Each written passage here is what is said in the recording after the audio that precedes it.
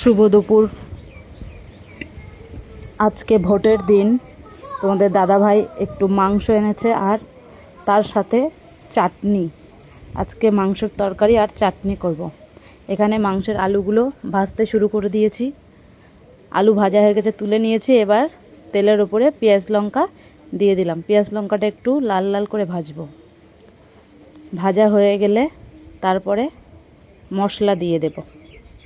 ভাজা হয়ে গেছে। এবার এখানে আদা রসুন আর শুকনো লঙ্কা পেস্ট করে রেখেছিলাম, সেই মশলাটা একটু দিয়ে দিলাম। দিয়ে ভালো করে নাড়ব। যতক্ষণ না মশলার কাঁচা গন্ধ যাচ্ছে ততক্ষণ পর্যন্ত নাড়তে থাকব। মশলার কাঁচা গন্ধ চলে গেছে। এবারে হলুদ গুঁড়ো, তারপরে লঙ্কা গুঁড়ো, লবণ, জিরে গুঁড়ো সব একসাথে পরপর দিয়ে দেব।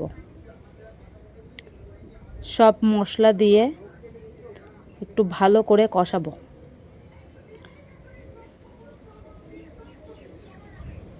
ভালো করে কষিয়ে নিলাম। এবার একটু অল্প পরিমাণে জল দিয়েছি, দিয়ে আরও ভালো করে কষিয়ে নিয়েছি। আমি জিরে গুঁড়োটা দিতে ভুলে গেছিলাম, আচ্ছা পরে দিয়ে দিলাম। এবার মশলাটা ভালো করে কষিয়ে নিয়েছি, তেল ছেড়ে দিয়েছে। এবারে মাংস দিয়ে দেব। মাংস দিয়ে সব মশলা মাংসের সাথে ভালো করে কষিয়ে নেব। মাংসের মধ্যে যেন সব মশলা ঢুকে যায় এমনভাবে কষাতে হবে।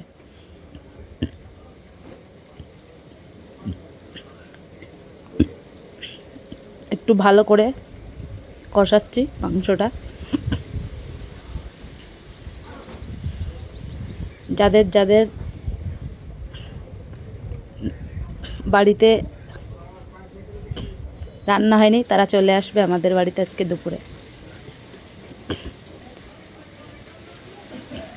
চলো, মাংস কষানো শেষ।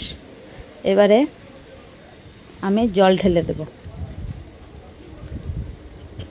জলটা ঢেলে দিয়েছি। জল ঢেলে এবার তলায় একটু লেগে গেছে, চারিদিকে নাড়িয়ে নেব।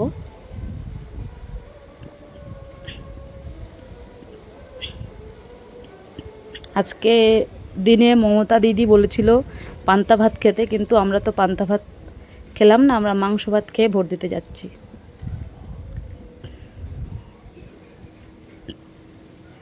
আমার মাংস রেডি।